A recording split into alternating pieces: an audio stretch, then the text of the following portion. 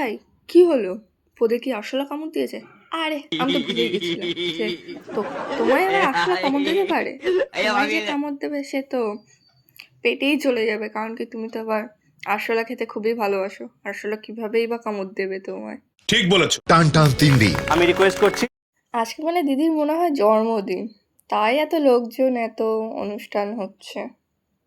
ঝিনুক ম্যাডাম যদি তার মিষ্টি গলায় আমাদের একটা গান গেয়ে শোনায়। সবার সামনে গান গাইতে ঝিনুকের অসুবিধা হবে।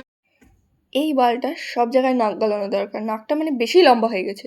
ও গান করবে তো ওরা তো ফাটছে কেন লাউড়া? বেশি বেশি একটু। মাদারের বাচ্চা। একটাই তো গান, সবাই খুশি হবে।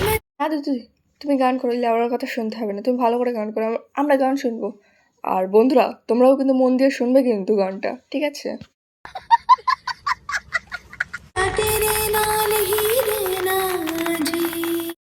বাহ দিদি বাহ, এই এই কি গান শোনালে তুমি! এ তো রানু মণ্ডলও ফেল।